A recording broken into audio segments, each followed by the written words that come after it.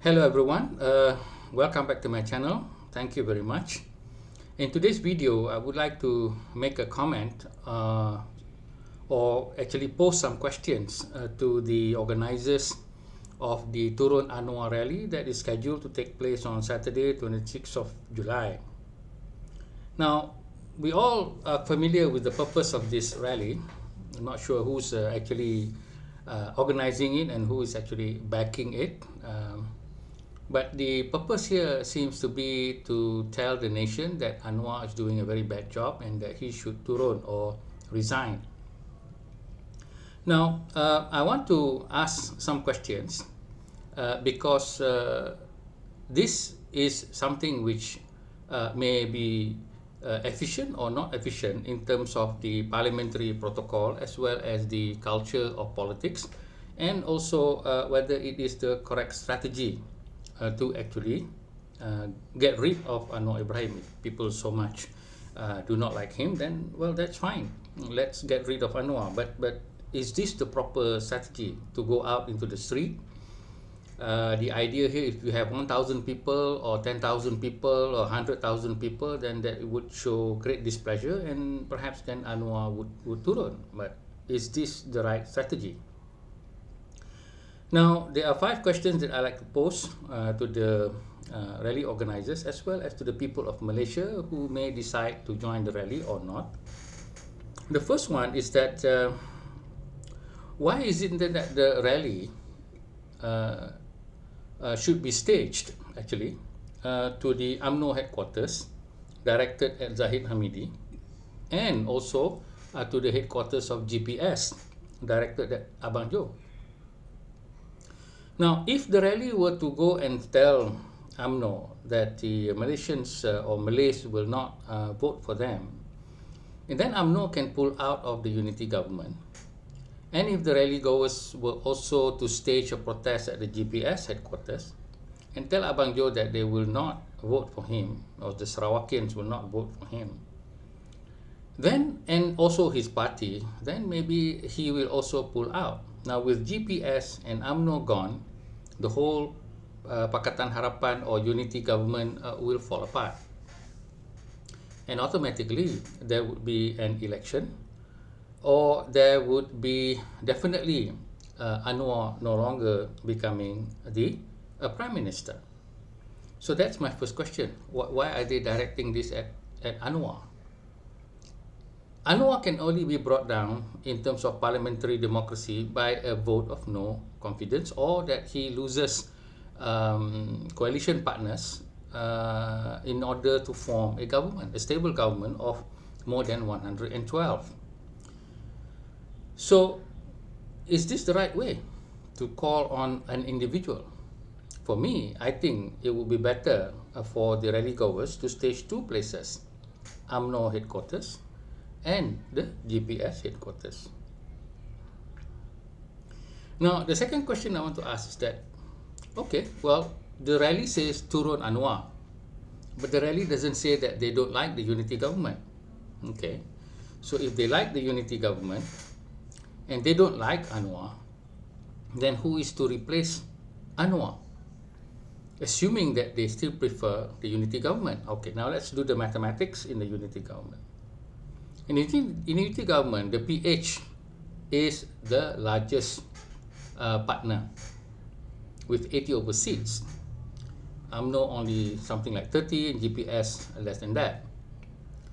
GRS also the same. So PH is the big coalition partner, and therefore the leaders must come from PH.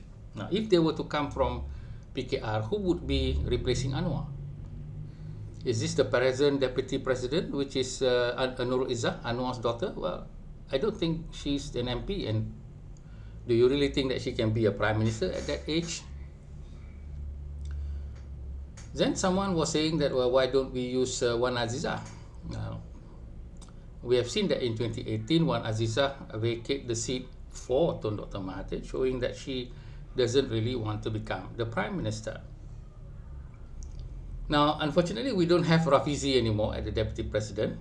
He's more of someone to be more rebellious and not really liked by all the coalition partners, by the DAP and also by the Amanah leaders, and he has no standing at the moment in PKR. And even if he did, do you think that people like Zahid or Fadilah and all the senior people would actually accept Rafizi as a 40-year-old something prime minister?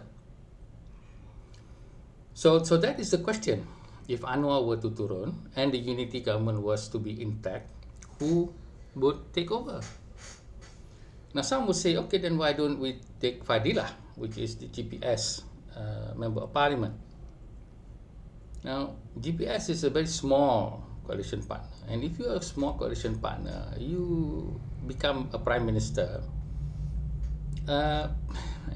People may not respect because Semenanjung is the majority seat holder, and they may not be comfortable with someone from Sarawak or Sabah.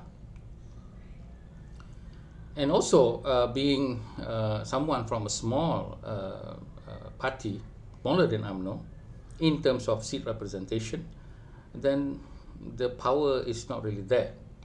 Be like a puppet or someone holding the seats of power with not that much influence. The next senior leader would definitely be daripada or from UMNO, which is Zahid Hamidi. Well then, if it was so, we would go back to square one, because Barisan Nasional was led by UMNO and now UMNO is leading. But would that still be effective with PH having 80 over seats? So that is the question to the rally goers. If you don't want Anwar, then who do you want? So this is the scenario, which brings then us to the third question. So if you don't want Anwar, or you want Anwar to turun, and you cannot accept any of the leaders, then might as well do the first question that I said, get UMNO out of the coalition, get GPS out of the coalition, and let them form a government with Perikatan Nasional, which is Parti Islam Se-Malaysia and Bersatu, which have members of parliament. Gerakan is just a side player with all the Indian parties and all that. So you will now have an all Malay government. Is it all, or is it 99%? Well, it's basically a majority Malay government. Now, do you want that? Do Malaysians want that? So, with Anwar turun, by virtue of two coalition partners going out and signing a pact with another rival or the opposition party, which is the Perikatan Nasional, then you will have not only an all Malay government, but remember, you have almost all Muslim government, Islamic government, in a sense that what Parti Islam Malaysia would like to dream of. So think very carefully. Do you want that to happen? Now, perhaps the rally goers, who will definitely be mostly from Parti Islam Malaysia, they would definitely want that. But the point here is about Malaysians, those who really do not like Anwar. But then, who is there that would be viable to replace? Okay. Now, in the fourth question that I want to pose, fine, why is it that you do not like Anwar? Now, some people say, well, he promised to solve the Teoh Beng Hock case. It didn't solve. Promised to solve the Raymond Koh case. Didn't solve. Promised to solve the this and that. Also didn't solve. The judiciary, this and that. So many things that Anwar have not done. Even though an alternative view postulate that a lot of things in the economy is going up. If you listen to Tengku Zafrul's podcast, and a lot of things are doing very well. You know, the ringgit doing very well. I'm not a student of economics, so I don't comment on it. But it seems to be fine, and there's a Merdeka Center research showing that He's doing well with more than 50% approval. Now, my question to the rally goers is, okay lah, you don't like Anwar. You say he doesn't do all these things. Tell me who is the leader and who is the person that will solve all these things that you think need to be solved. I want to see who is this leader. I want to see whether it's Muhyiddin or whether it's Hadi Awang or whether it's Hamzah Zainuddin. I want him to stand up. I will solve Teoh Beng Hock's case like this. I will solve Raymond Koh's case like this. I will solve the judiciary like this. I will solve the economy like this. And I will solve like this. Now, can they say that? And more important question, will they actually do what they say, or they'll just play the waiting game? So that is also another question. Siapa? Who are these people that will solve the problems that is not solved yet? If you want to get rid of someone who's trying to solve these problems, or you seem to cannot be solving this problem, then where is the other person? It's like you don't like your job at the moment. You're complaining about your job. It's okay. You have a right to do that because you are the one, quote unquote, suffering with it. But then, where is your alternative job? Will that job be any better? Maybe you'll earn more salary, but then will the hours be better? Will the relationship between the people be better? Isn't it very silly to complain about your job while you don't have an offer? Same thing here. You're complaining about a leader, but you don't have an alternative. Will you put Tun Dr. Mahathir back at 100 years old? Who is this replacement? And what is their plan? And what is their strategy? If you don't have that, then what is the point in calling for someone to come down? So that is the fourth question. Now for the fifth question is that, let's look at the parliamentary numbers. There are 222 members of parliament. You only need 112 people to bring Anwar down.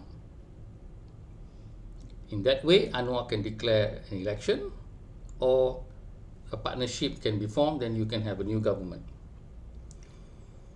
So the opposition has 69 seats, and you need only 43 members of parliament to agree with the opposition, and this must come from UMNO and GPS, maybe one or two Pakatan Harapan people, which you can definitely go and ask Rafizi now that he's a rebel. And you can also ask Nick Nazmi, perhaps, or many others. Who are they? The 9 people who are so bent on painting PKR in a very bad light. So, is it so difficult to deploy the rally goers to 43 houses and workplaces of these MPs and lobby them to have a vote of no confidence so that you can bring down Anwar Ibrahim? Anwar has already said, welcome. Table the no confidence motion. I will table it. And if the numbers are there, then he will step down. So why don't the rally goers do that? Why go and shout in this extreme weather, which has been said by the meteorological department to be very bad, not only of the heat, but also of the quality of the air? So why waste time on this so-called demonstration? And why this short-sighted view of only nak turunkan one person? Give a proper alternative. Not just shout, somebody turun, or I want to resign. Let's say you are having a job, I want to resign. Go ahead and resign lah. What's your alternative job? Will you be offered? If you don't have that, then it's just, to me, it's not a very strategic way of thinking. So in conclusion, I like to remind Malaysians about the story of this person who pulled out a genie or freed a genie from a bottle. And the genie said, I grant you whatever wish you want. And then the man said, I want to be rich, I want to be wealthy, I don't want to work the rest of my life, I just want to have a lot of money, lots and lots of money. The genie asked, is that what you really want? Yes, that's what I want, because that would solve all my problem, money. So be it. The genie gave him all the money that he could have, maybe billions, but he left the person in the middle of the desert with no water, with no shade. So what is the person going to do with all that money? After a few days, he died because of thirst. There's no water. Money cannot get water from there. So that shows that this person wanted something but didn't think through and didn't ask the genie for specifications so that he could ask, with an island of water and things like that, but then the genie could leave him with all those things, and maybe later on he developed cancer after a few years, and so he has all this money and he could only live for just a short while. So all this requires far-sightedness in thinking. The question to the rally goers and to the question of Malaysians who support this rally: have you thought through what you're asking for? Because as the saying goes, be careful what you wish for.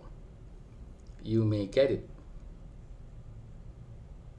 Thank you.